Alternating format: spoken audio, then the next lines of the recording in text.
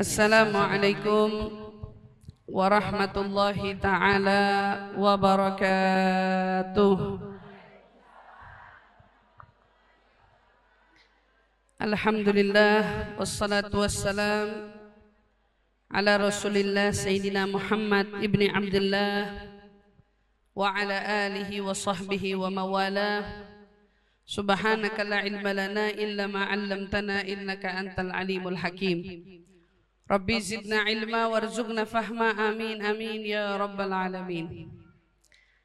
Untuk pertama kalinya saya diucapkan selamat hari guru dari guru-guru saya sendiri ya.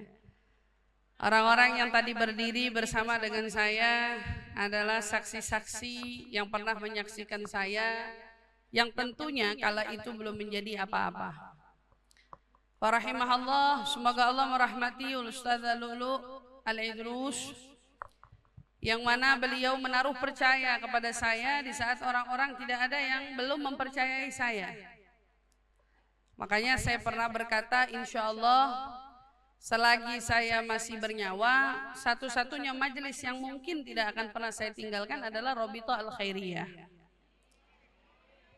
Rabithah Al-Khairiyah bukan majelis pertama saya, bukan, tetapi majelis yang bagi saya adalah sesuatu yang tidak bisa dilupakan, karena yang memberikan mandat majelis ini adalah Ustaz Lulu Al-Idrus.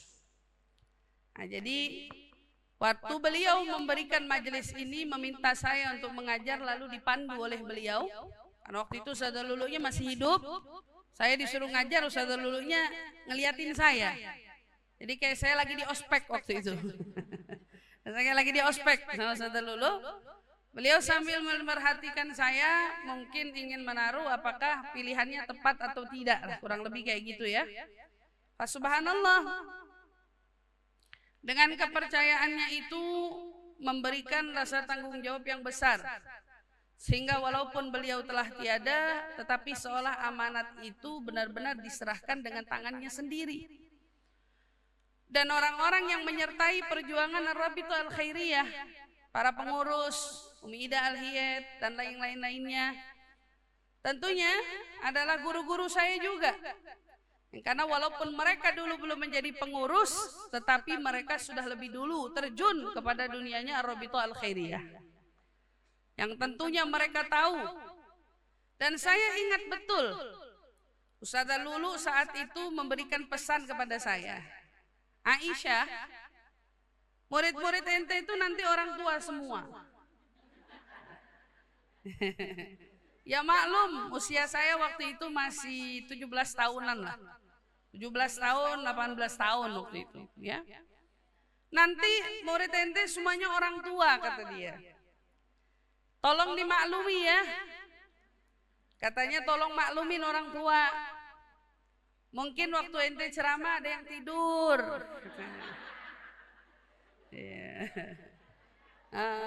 Ada yang tidur katanya. Atau mungkin katanya waktu ente ceramah juga ada yang ngobrol. Karena beliau bilang, jangankan ente, saya juga yang udah tua begini masih suka digituin. Ya. Saya belajar bagaimana keistiqomahan seorang Ustaz Lulu. Dan tentunya saya juga merasa salut kepada seluruh pejuang-pejuang yang selama ini terus berjuang di dalam menghidupkan Rabithah Al-Khairiyah. Ya, para pengurus itu dari mereka lah saya belajar istiqomah. Ya, makanya kalau hadir maulidnya Rabithah itu vintage-nya beda. Aura-auranya beda. Auranya orang tua. Auranya orang tua. Kalau hadir maulidnya yang ada di Darul Aitam itu, Rabithah yang menyelenggarakan, iya. Maulidnya maulid orang tua, karena yang hadir hampir dibilang orang tua semua. Ya. Saya berada di sini sampai hari ini hanya menjalankan amanat apa yang diberikan amanat oleh beliau almarhum dari Ustaz Lulu.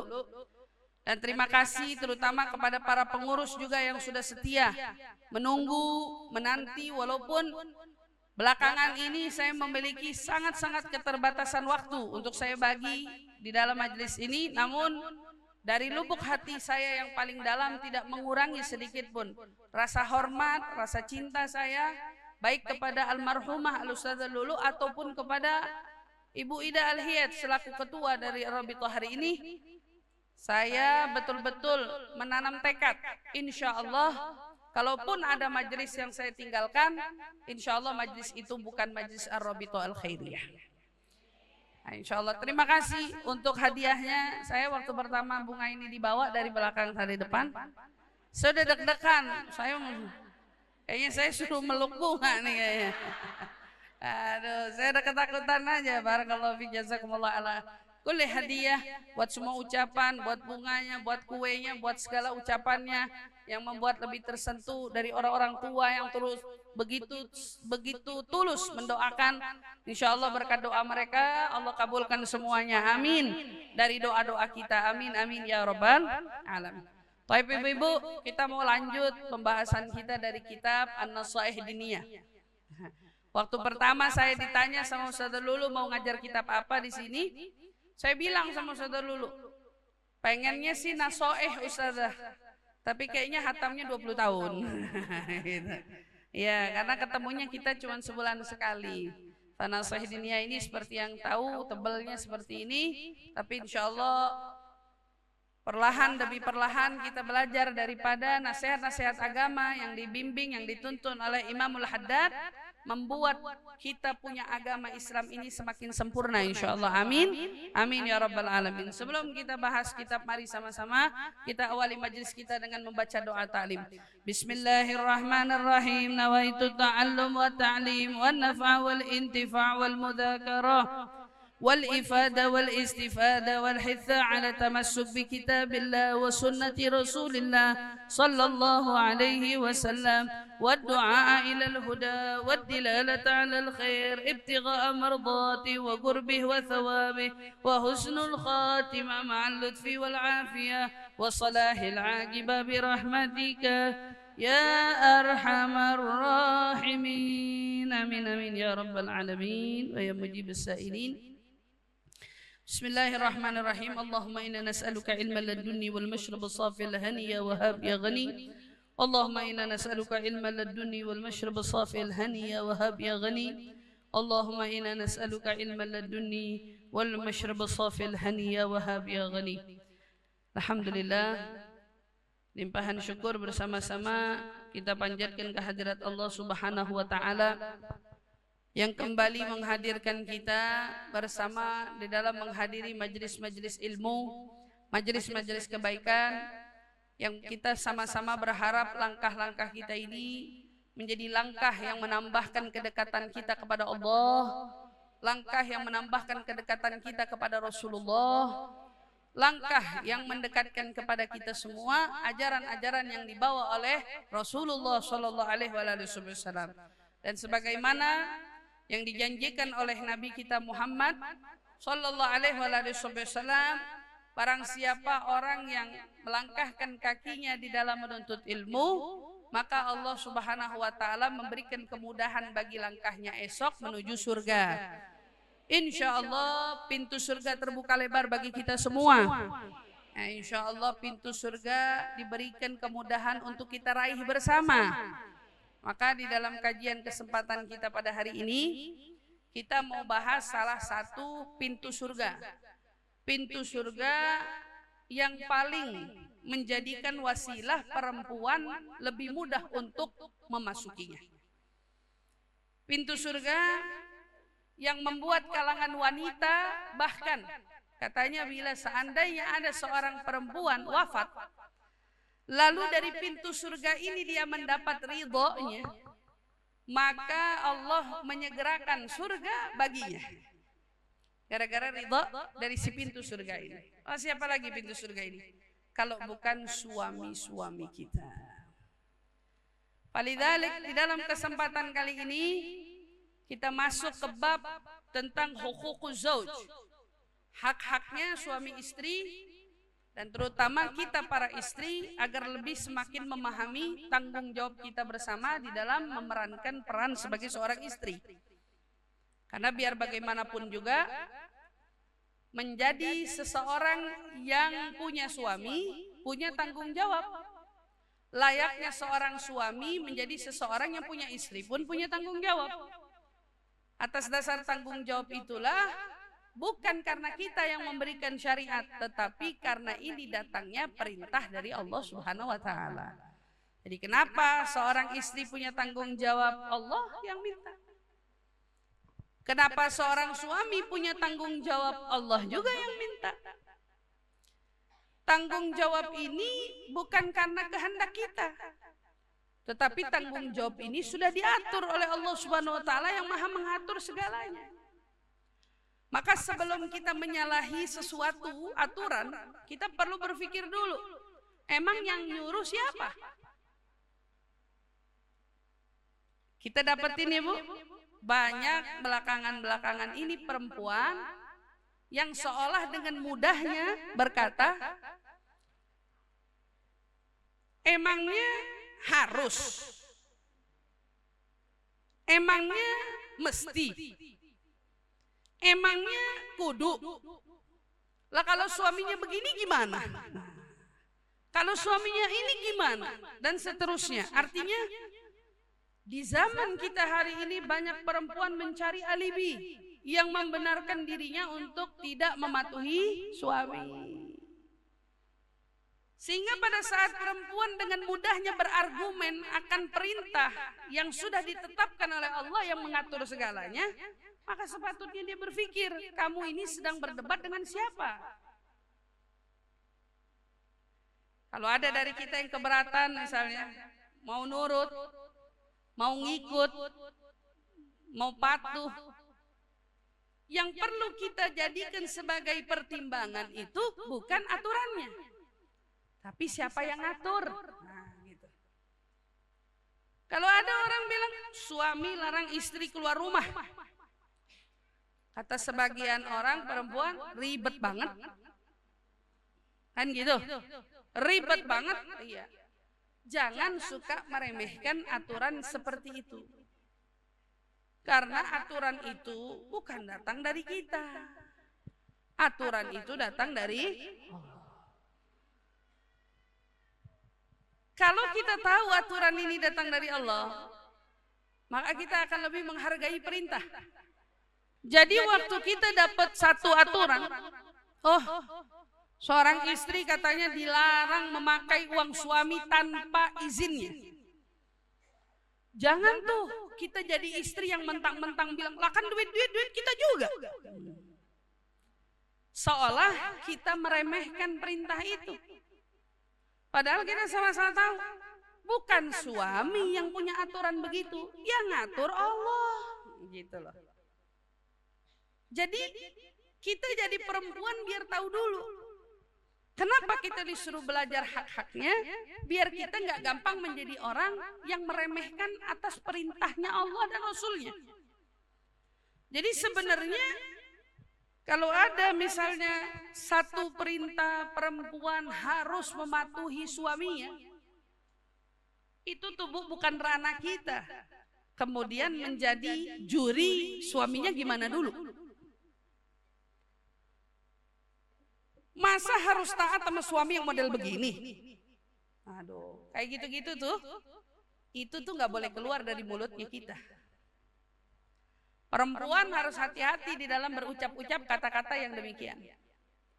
Karena ingat, hal yang berlaku di dalam kepatuhan antara istri kepada suami, itu bukan suami yang bikin aturan, tapi Allah. Itu ingat baik-baik. Yang ngatur itu Allah melalui lisannya Rasulullah.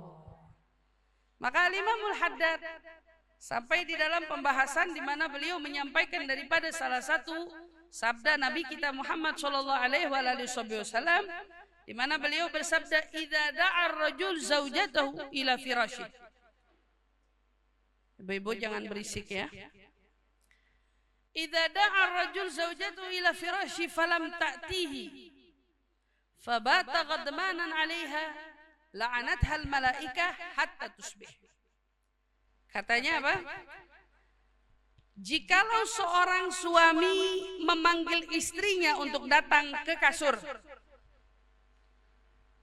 tetapi istrinya menolak mematuhi perintah itu, istrinya enggan memenuhi panggilan suaminya tersebut, maka suami itu marah katanya, suami itu tersinggung, suami itu kecewa.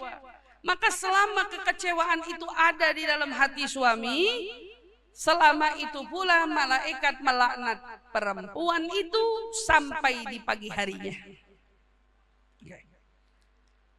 Kalau kita lihat hadis ini panggilan memenuhi tanggung jawab seorang istri kepada suami. Dibaca di hadis ini, falam ta'tihi, tapi si istri kagak nyamperin, si istri kagak nurutin. Ada alasannya enggak? Kalau enggak punya alasan yang benar, maka dosa. Dan ini yang dimaksud. Falam ta'tinya artinya dia kagak nyamper tanpa alasan. Berarti mohon maaf nih Bu, umpamanya capek. Capek itu alasan apa bukan? Alasan kan? Seumpamanya capek menjadi alasan, kita harus tahu dulu, capek bukan alasan syar'i. Ibu harus paham dulu ya. Capek bukan alasan syar'i. Capek itu alasan kita. Gitu. Capek itu alasan kita. Jadi kalau ibu mau nolak dia karena capek, jujur ibu harus tolak baik-baik. Bukan nolak capek yang udah tahu di dalam syariat itu bukan menjadi alasan syar'i, tapi nolaknya galak. Gitu, nolaknya galak. Ya nolaknya misalnya, ente bisa aja nyuruh-nyuruh, emang gak tahu apa seharian aneh ngapain aja. Galak banget. Deg-degan Nggak. Kalau alasan tidak pada koridor syar'i, tolak baik-baik.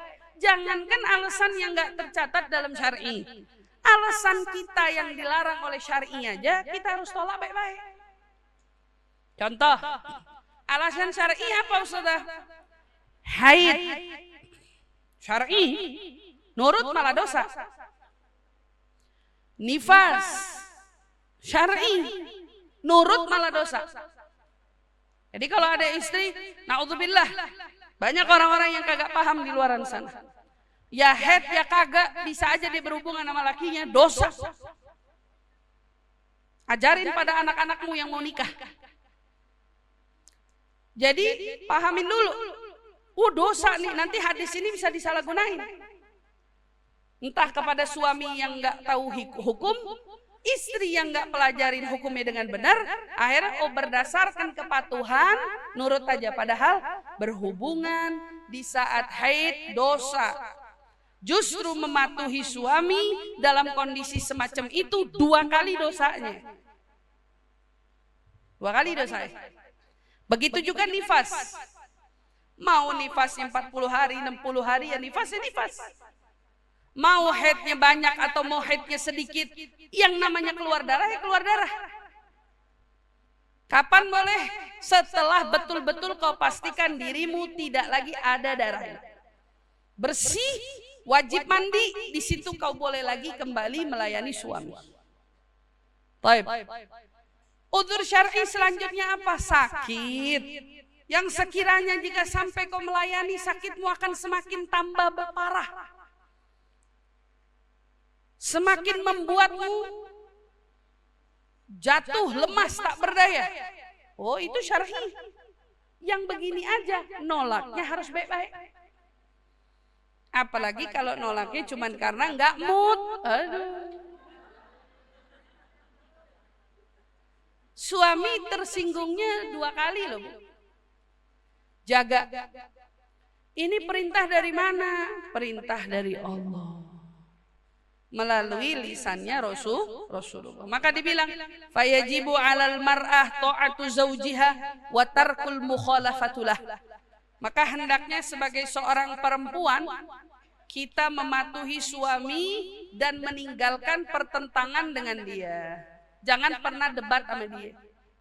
Jangan pernah cari rebut sama dia. Jangan pernah nentang urusan-urusan sama dia. Bu, mau nentang urusan agama aja kita disuruh pakai kesantunan. Suami nih nggak ngerti nih hukum. Kita perempuan nggak boleh berlagu sama dia. Misal suami nggak tahu hukumnya sholat berjamaah posisinya bagaimana? Sepele sebetulnya.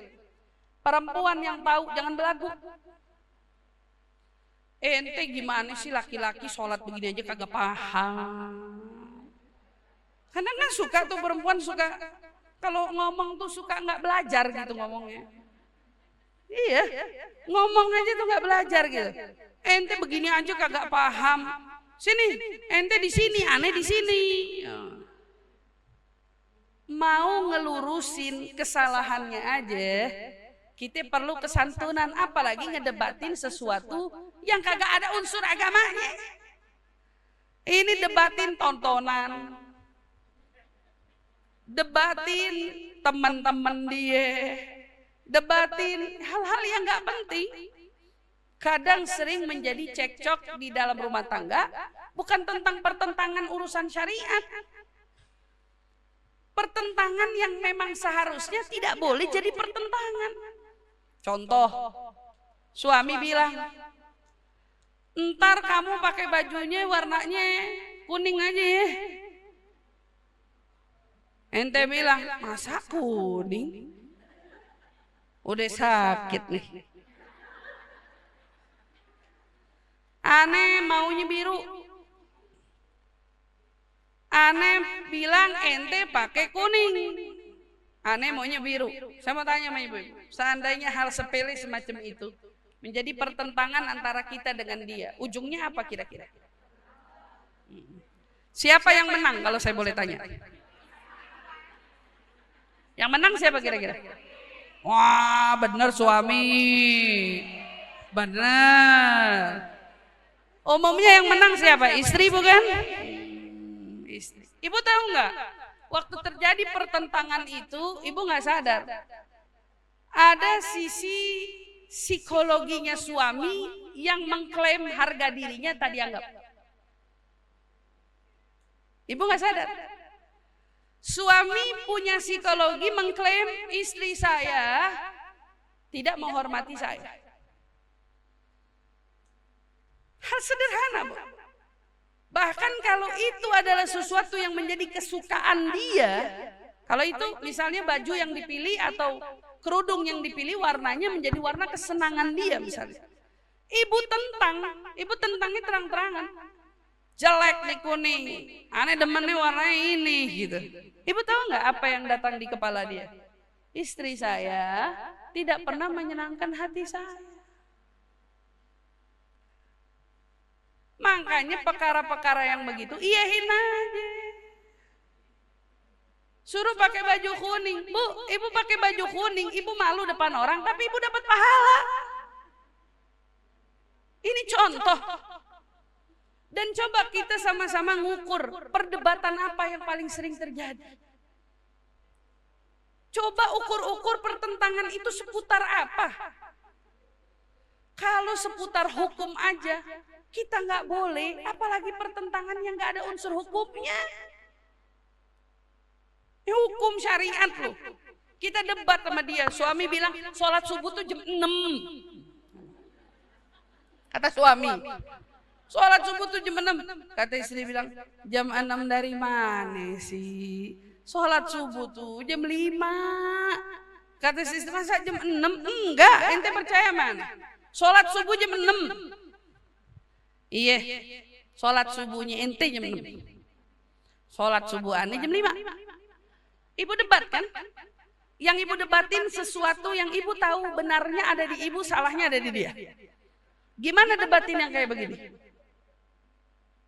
Ibu berantemin? Apa bagaimana? biarin aja.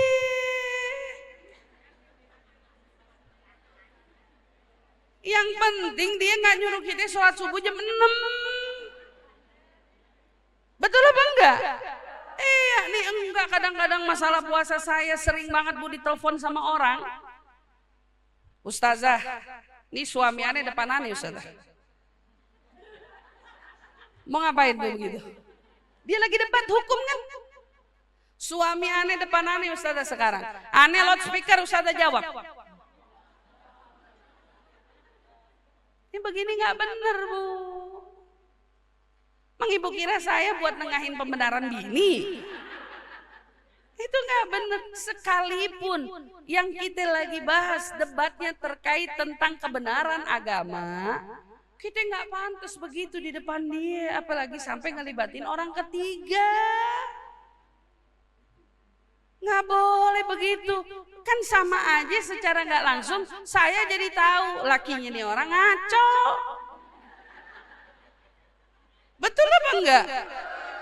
Mau ngapain buka laki dia sama saya? Nggak ada gunanya juga bukan? Kenapa bisa begitu? Karena perempuan tuh selalu diiringi dengan emosi. Ini yang perlu kita jaga. Kalau debat agama aja kita harus tahan diri. Iya deh, terserah dia deh mau anggap apa deh. Sholat subuh jam 6, iya. Kata dia, sholat itu laki di depan, perempuan di kanan. Dari mana itu aturan? Laki itu biasa ngaji, perempuan di belakang katanya dia bilang. Yang namanya kalau berjamaah laki, laki di depan, perempuan di belakang. Yang di kanan itu kalau makmumnya laki. Kan gitu. Kalau makmum ini enggak, kagak. Ente nurut dia mana? Oh iya deh. Sholat ikut. Bagaimana itu Ustazah di kanan? Sholat aja. Ibu ragu, ulang lagi di belakang. Repot. Yang bener. Ya inget banget dulu. Ada orang nanya sama Hubabah. Nanya sama Hubabah Nur. Hubabah, saya punya suami akidahnya beda sama saya. Bayangin loh, berumah tangga akidah beda. Yang si A meyakini apa, yang si B meyakini apa. Namanya istri. Kodratnya kan patuh sama suami.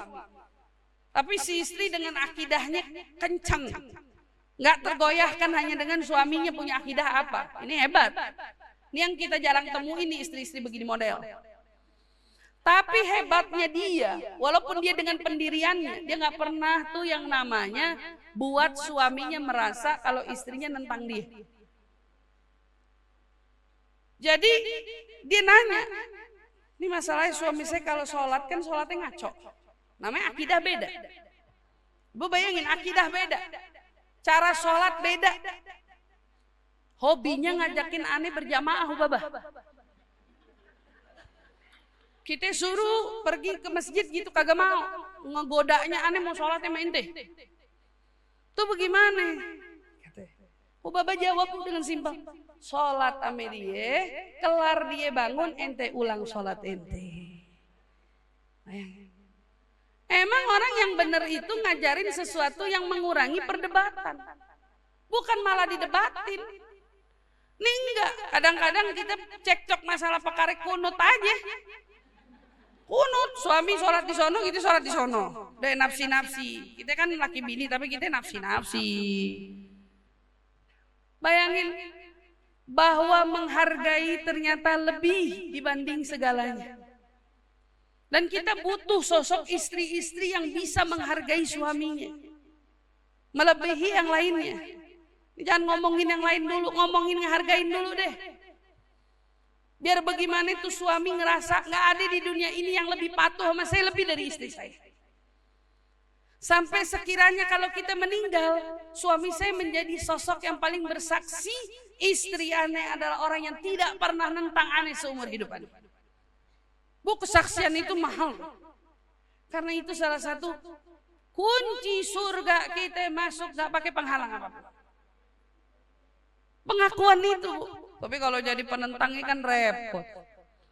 Nih yang hobinya nentang suaminya sambil ngomong tuh sambil sakit hati, sambil pegel, sambil campur aduk. Istrinya meninggal, iya. Gak lama. Begitu cari ganti kan? Karena gak sebegitu menyedihkan ditinggal dia. Coba kalau yang istrinya sampai sebegitunya. Suami mana yang sanggup? Suami mana yang sanggup saya tanya? Ada istri yang sebegitunya sama dia. Suami milih ngeduda seumur hidup daripada nyari pengganti buat bini. Enggak. Aneh masih bisa hidup sendiri. Aneh masih sanggup hidup sendiri. Aneh masih bisa. Dia anggunan minta tolong sama anaknya daripada dia harus kawin lagi. Tapi syaratnya apa dulu? Istri yang meninggal, yang suaminya mengakui dengan segenap hatinya, nih istri gak pernah nolak aneh, nentang aneh seumur hidupnya. Wallah, kesaksian itu mahal banget. Beda sama kita yang hidup emang hobinya nentang. Beda, Bu. Beda. Yang hobinya emang ngedebat. Kemudian wa alla ta'dhan fi baitihi wala tatasaddaq min mali. Tidak mudah katanya. Hendaknya seorang istri tidak mudah mengizinkan siapapun masuk ke rumahnya kecuali dengan izin suaminya. Bahkan bukan cuma orang laki, perempuan sekalipun. Coba aneh mau kedatangan tamu, teman arisan ya. Boleh enggak? Boleh. Boleh, datangin. Enggak boleh, jangan. Hatta ustazah yang mau datang. Ustazah mau datang, tanya sama suami. Ustazah mau datang ke rumah boleh? Boleh. Kalau laki-laki yang bukan mahram, nggak boleh masuk ke rumah. Duduknya di teras. Ada keperluan apa? Ada apa? Masuk ke rumah. Oh, nggak perlu ditanya itu mah. Istilahnya hal-hal yang kayak gitu. Dan kita nggak gampang, nggak mudah main nyedekahin duit dia sesuka hati kita. Ada orang yang minta-minta, kita nggak pegang uang, ngambil aja dari dompet dia, ngambil aja dari kantong dia, nggak segampang itu. Walaupun sifatnya uang dia, uang kita. Ibu udah bikin perjanjian nih, ibu udah sepakat, pokoknya uang yang kamu cari uang aku juga. Oh iya, tapi uang yang aku cari bukan uang kamu. Oke, udah punya nih kesepakatan.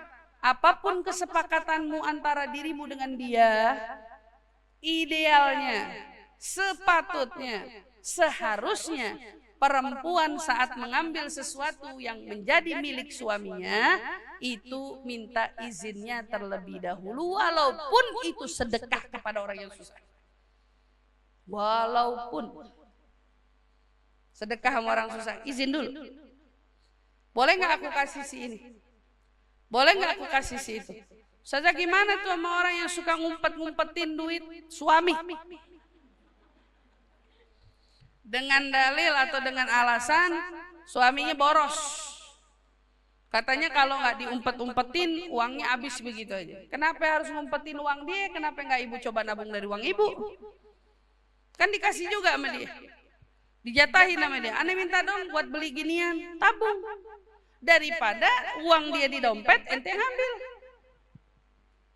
Punya cara Bu banyak. Tapi caranya nggak harus begitu.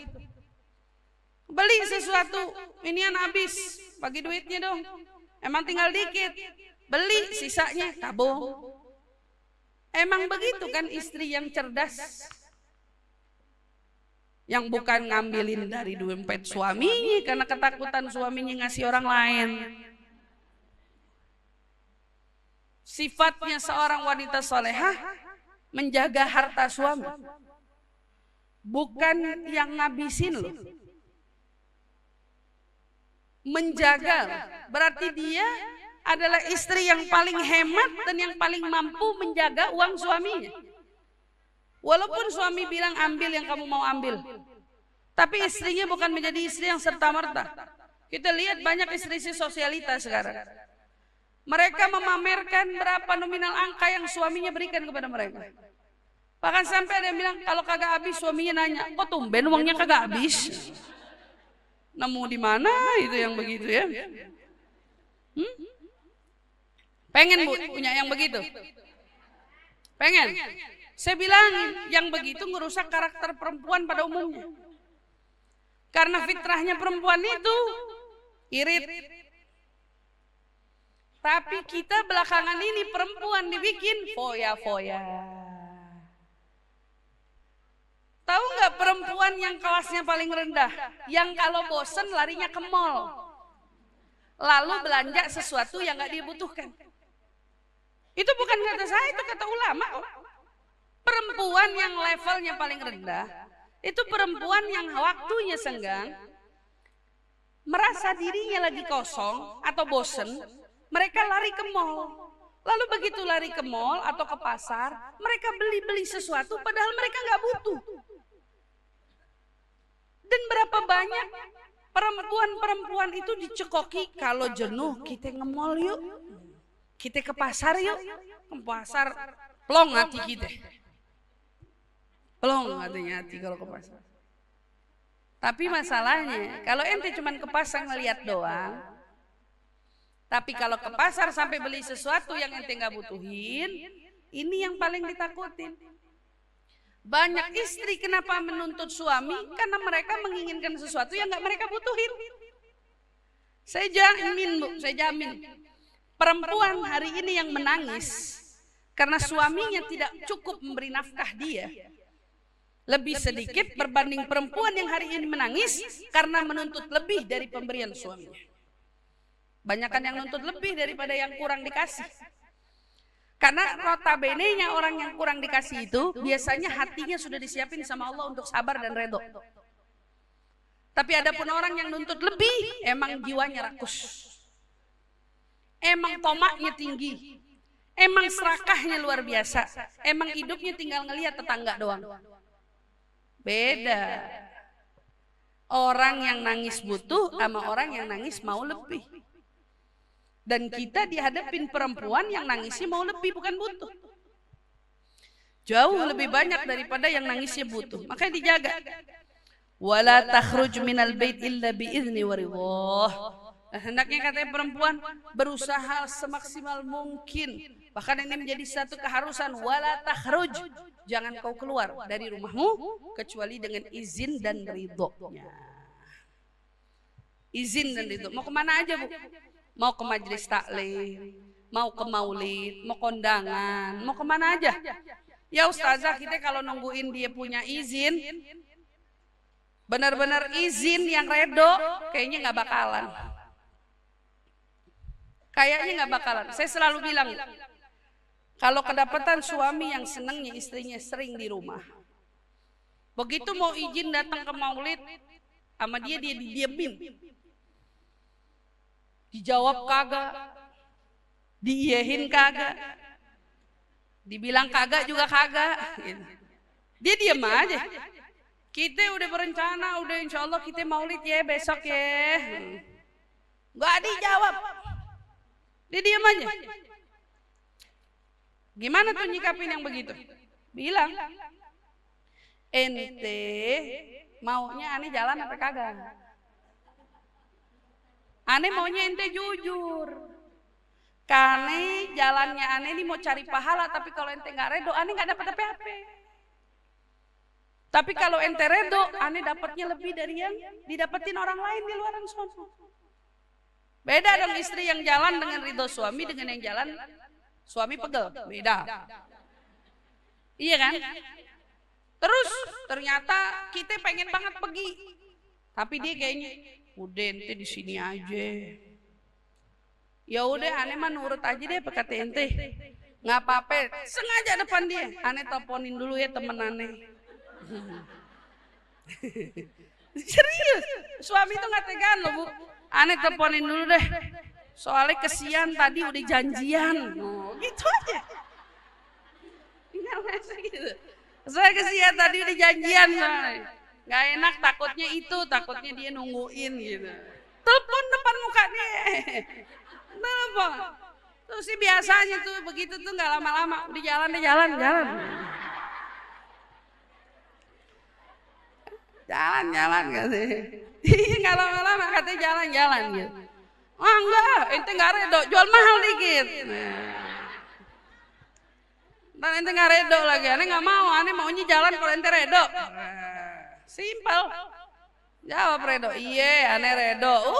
Udah emang suami yang paling masya Allah. Gitu. Sebenarnya, iya. Karena sebenarnya kadang-kadang di balik larangan dia, kalau dia nggak sakit, sebenarnya itu kan manjanya dia doang. Dan dia melarang tanpa alasan yang jelas. Kadang-kadang kan suka begitu. Simple bu, kalau ngadepin kayak gitu nggak usah diberantemin. Enggak, kadang-kadang dia nggak jawab. Bisa nggak sih orang tuh nanya dijawab? Dia yang mau keluar, dia yang sewot, dia yang apa? Minta redo tuh yang sabar. Emang begitu. Tapi sabarin, masya Allah. Apalagi kalau kondangan, nggak diizinin nggak apa-apa. Aneh nggak pergi nggak apa-apa. Cuman aneh cuman mikirin nama ente doang. Iya gitu, nggak apa-apa. Aneh sih nggak pergi. Aneh mendingan nama ente daripada aneh pergi. Kasih omongan. Jangan tentang dia. Karena emang kuncinya cuma itu. La tukhalifuh. Jangan pernah jadi penentang dia. Karena pilihan kita tuh optionnya nurut. Jadi kalau kita mau bertentangan sama dia, kamu harus pinter-pinter. Gunain akalmu, cara bicaramu yang tidak menentang aturan Allah sama Rasulnya. Bukan malah diberantemin. Bukan ditentang. Wahakadha. Falidzalik fa in fa'alta syai'an min dzalik biduni idzni athimat. Kalau ada di antara kita yang tadi misalnya sampai tidak patuh, sampai bertentangan, membiarkan orang lain masuk ke rumah tanpa izinnya, memakai uang untuk kita sedekahkan dari hartanya, atau mungkin kita keluar dari rumah tanpa izinnya, seandainya ada di antara kita yang melakukan itu, athimat, kita dosa. Kita dosa. Dan ingat, dan kalau kita dipanggil di dalam urusan masalah ranjang, kita tidak benar-benar memberikan alasan untuk kita menolak, itu jauh lebih lagi dosanya. Hadza illa, katanya ini diberi udhri syar'i, cuman untuk perkara udhur syar'i. Maka kesimpulannya, fa haqquz zauj 'ala zaujatihi 'azim. Dari sini kita paham satu kesimpulan, bahwa haknya seorang suami kepada istri itu besar. Kita harus paham, memang Allah berikan suami wewenang terhadap istri besar. Jadi dari awal kalau udah siap berumah tangga, apalagi sudah menjalani rumah tangga, nggak usah lagi menentang pertentangan terkait suami menguasai kita. Suami yang membatasi pergaulan kita misalnya. Suami yang membatasi waktu kita keluar rumah dan lain sebagainya. Itu nggak usah jadi pertentangan lagi. Itu adalah konsekuensi yang harus kita terima bersama. Nabi SAW bersabda, ibu bayangin haknya seorang suami itu punya hak kepada seorang istri. Lau kana birajuli jarahatun min ra'sihi ila qadamihi falahisatha al-mar'a bilisaniha lam tagum bihaqqihi 'alaiha. Ibu kebayang? Kata Nabi, kalau seumpamanya ada seorang suami dari ujung rambutnya sampai ujung kakinya itu mengalir darah, luka sekujur tubuhnya, semuanya luka dari kepala sampai kakinya. Kemudian lukanya itu, darahnya itu dibersihkan oleh istrinya dengan lidahnya. Mohon maaf, istri bukan membersihkannya lagi pakai kain atau perban atau apa-apa, tapi pakai lidahnya. Ini bentuk satu pengabdian yang paling dahsyat ya. Artinya ada kotoran, darah, luka, tapi ada istri yang begitu luar biasa membersihkan luka itu bukan dengan kain, tapi dia bersihkan katanya dengan lisannya, lidahnya. Lam tagum bihaqqihi 'alaiha. Diingatin sama Rasul, ingat, walaupun kau melakukan itu wahai wanita, kau belum memenuhi haknya seorang dirimu kepada suami. Kamu belum memenuhi itu. Ingat-ingat. Kadang-kadang kita nggak segitunya kan? Nggak segitunya sampai lidah kita disuruh. Apakah ada aturan sama nggak ada? Apa Rasulullah suruh? Enggak, ini perumpamaan. Rasulullah memberikan satu perumpamaan yang paling luar biasa. Buat kita faham bahwa untuk mencapai derajat kita sebagai istri betul-betul menunaikan tanggung jawabnya kita kepada suami, itu besar dan nggak mudah. Kenapa Rasulullah bilang begini? Kalau saya mah baca hadis ini nggak tersinggung, Bu, jujur. Kalau orang yang mungkin akalnya cetek, mereka akan menganggap ini sesuatu yang menindas perempuan. Ini sesuatu yang mungkin melemahkan posisinya perempuan. Kalau saya baca nggak sebegitu tersinggung. Saudara kalau baca gimana? Loh, saya baca ini saya senyum. Kenapa saya senyum? Rasulullah itu adalah sosok manusia yang paling tahu perempuan itu bagaimana. Karena kita sebagai perempuan juga harus tahu menunaikan tanggung jawab sebagai seorang istri itu tantangannya luar biasa. Dan untuk kita sebagai seorang perempuan bisa melalui fase demi fase tantangan itu hanya orang-orang yang luar biasa. Jadi begitu baca hadis ini gak usah tersinggung. Rasulullah paham benar. Untuk menjadi seorang istri yang betul-betul bakti sama suami emang langka. Seorang istri yang betul-betul bisa menghargai kedudukan suami itu langka. Seorang istri yang betul-betul bisa mengedepankan kepentingan suami itu langka, apalagi di zaman sekarang. Jadi kita harus paham, ini hadis bukan meremehkan perempuan. Justru hadis ini seolah Rasulullah tahu perempuan itu perlu kenal tanggung jawabnya, karena banyaknya perempuan yang menyelewengkan tanggung jawabnya. Banyak.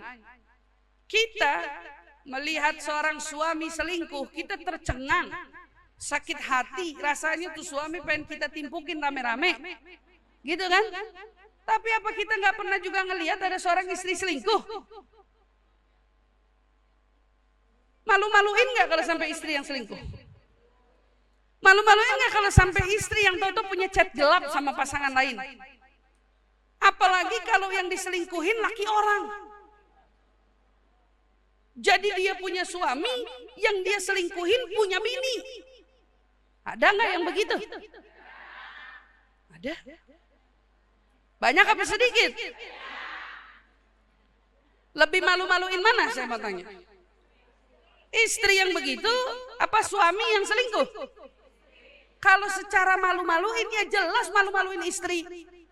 Kalau suami memang punya cap mata keranjang misalnya. Suami itu memang ada yang nikahnya 1-2, ada yang jelas lah istri. Istri. Tapi ada nggak yang begitu? Ada. Makanya jangan gampang tersinggung jadi perempuan, begitu baca kayaknya kita dikasih pemahaman-pemahaman yang menyimpang, salah. Kayaknya masa kenapa sih giliran urusan agama perempuan mulu kayaknya yang suruh nurut, patuh sama suami. Padahal yang disuruh ke kita tuh sederhana. Tapi emang dasaran watak kita demennya menentang. Watak kita demennya dimanja. Watak kita demennya diturutin. Watak kita demennya diikutin. Makanya kalau ada perempuan yang bisa menahan dirinya dari keinginan itu semua, lalu menjadikan keinginannya sebagai keinginan suaminya, itu perempuan-perempuan luar biasa. Perempuan-perempuan luar biasa. Hubaba Nur itu kurang sibuk apa? Sebagai pendakwah beliau sih luar biasa. Tapi Bu, kalau Habib Umar ada di sini, kebetulan beliau dakwahnya bersama dengan Habib. Beliau punya peraturan pantang keluar rumah, Habib nggak keluar. Kalau Habib keluar, saya keluar. Tapi Habib belum keluar, saya nggak keluar. Segitunya orang yang punya kesibukan luar biasa masih punya komitmen sama dirinya terkait kepentingan suaminya. Coba kita melihat dari sisi-sisi baik itu, lalu kita belajar mengintrospeksi diri. Jadi Bu, kembali lagi setiap kali kita melihat adanya aturan-aturan yang berlaku, kalau saya memilih, saya bukan kembali menyalahkan aturan itu, tetapi saya memilih menjadikan itu sebagai sarana kita untuk mengevaluasi diri. Mengingat bahwa Allah nggak mungkin ngasih aturan begitu kepada perempuan kalau itu menjatuhkan harkat perempuan. Allah nggak mungkin memberikan kita semua adalah yang satu perintah, tetapi perintah itu menghinakan harkatnya perempuan. Nggak mungkin.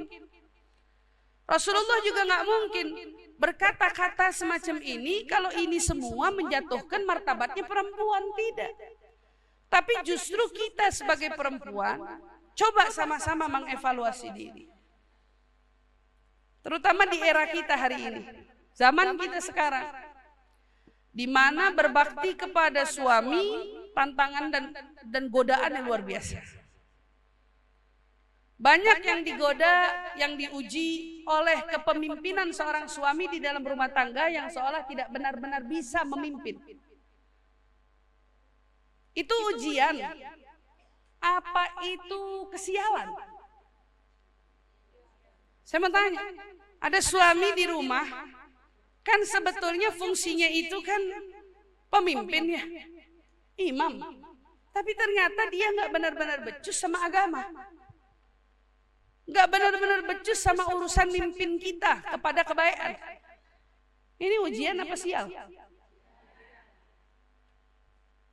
Kalau kamu nganggap ini kesialan, selama kau berumah tangga kau hanya melihat kekurangan dia.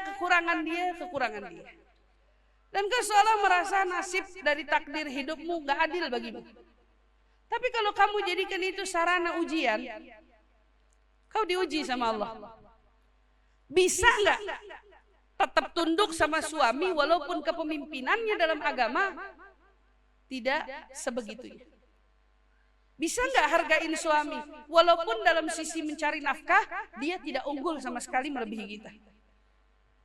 Masih bisa nggak? Itu ujian loh. Allah mau nguji kita perempuan.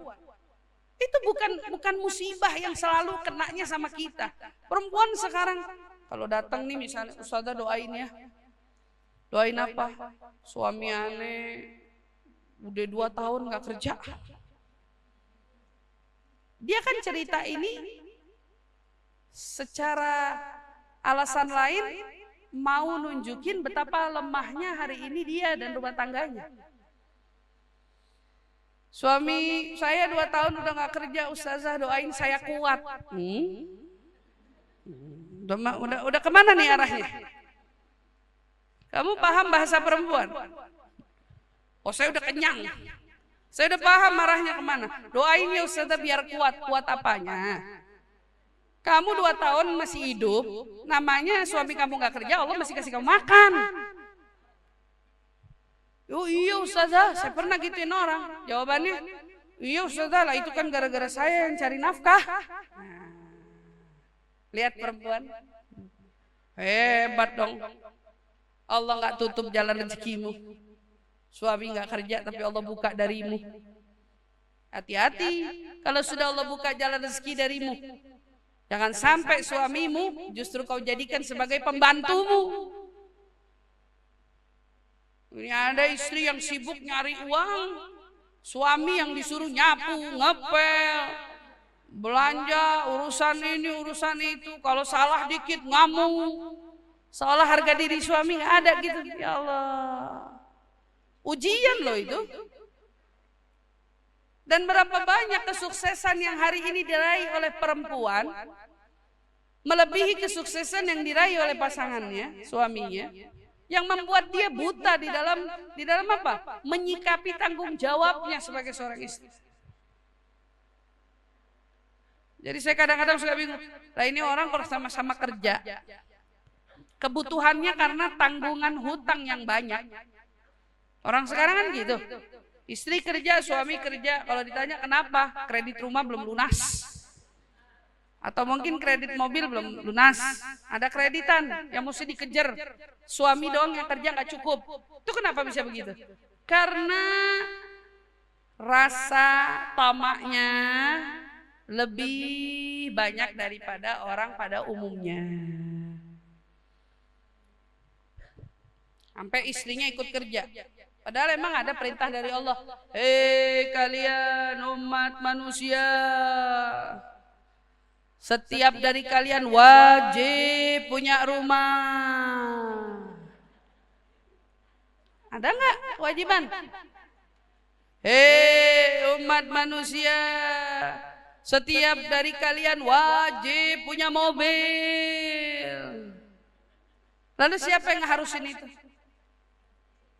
Siapa? Keinginan kita sendiri bukan?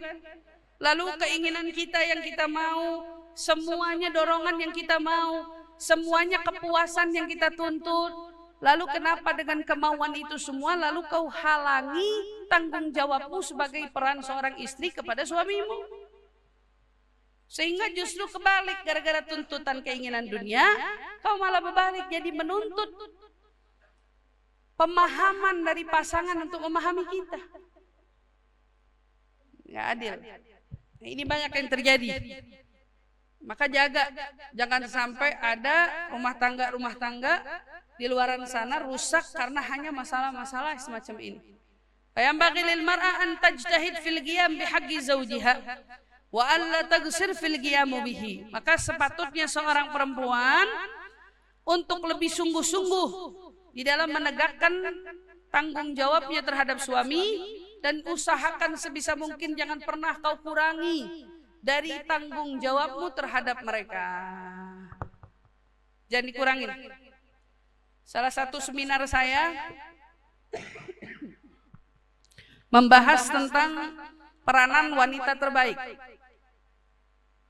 Di antara yang saya sampaikan di situ, meraih hati suami itu kuncinya nggak jauh-jauh dari yang Rasulullah ajarkan sama kita.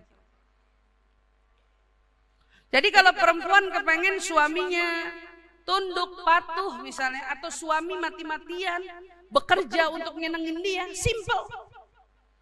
Kamu jadi dulu istri. Jadi dulu istri yang betul-betul sesuai dengan yang disebut oleh Nabi. Nah yang disebut tuh banyak Bu, kita nggak bisa bahas sekarang. Intinya ada beberapa karakter sifat, salah satunya istri yang disukai dan yang sepatutnya menjadi istrinya suami, salah satunya apa? Al-walud, al-wadud. Istri yang senang punya anak banyak, istri yang punya jiwa penyayang yang luas. Punya anak yang banyak sama punya jiwa penyayang yang luas itu banyak keterangannya. Intinya salah satu jiwa penyayang itu, orang yang penyayang itu nggak pernah debat, nggak pernah nentang, tapi selalu mengedepankan kepentingan yang dicinta. Maka dengan kita menegakkan tanggung jawab ini, insya Allah kita akan menjadi orang yang tafuz. Kita akan menjadi orang yang menang dengan pahala dari Allah Subhanahu wa taala serta meraih ridhonya.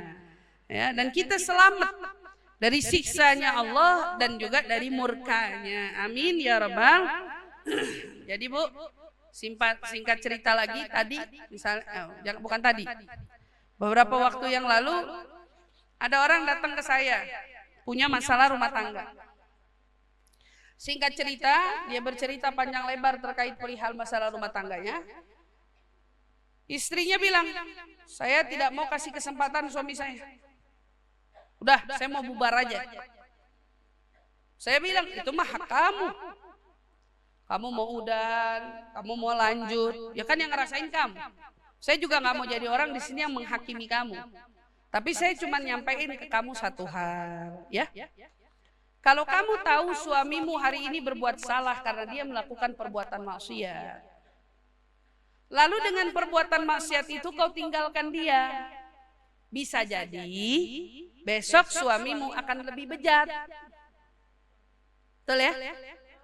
Tetapi kalau hari ini kamu mau cari pahala dan ridhonya Allah sama Nabi, Kamu bisa rujuk sama dia dengan niatan. Nah, niatnya apa? Menyelamatkan umatnya Nabi. Jadi kamu balik itu, ini bukan tentang perasaan lagi, ini tapi tentang kau mau menjaga salah satu dari umat Nabi, salah jalannya jangan sampai keulang lagi. Mau dia misalnya, naudzubillah narkoba, berzina, atau apapun itulah ya misalnya. Kamu niat rujuk sama dia, karena kamu mau jagain dia. Kamu mau beri dia satu peluang untuk dia membenarkan dirinya. Untuk dia memperbaiki keadaannya. Dia mau nggak berubah? Mau katanya. Dia nyesel nggak sama apa yang dia buat? Nyesel. Tiap hari minta maaf nggak sama kamu? Minta maaf. Mau apa lagi teh? Tapi saya masih kebayang-bayang Ustazah. Perempuan kan emang gitu ya? Saya masih kebayang-bayang Ustazah. Emang sih saya bilang. Emang namanya orang kalau disakitin emang kebayang-bayang mulu. Sekarang pilihannya cuman apa? Dua. Kamu mau jadiin suami kamu itu kalau kamu lihat orang yang nyakitin kamu terus, atau kamu mau jadiin suami kamu adalah ladang pahalamu. Pilihannya ada sama kamu. Kalau ente cuman ngomongin tentang sakit hati, selamanya ente hidup sama dia hati ente sakit.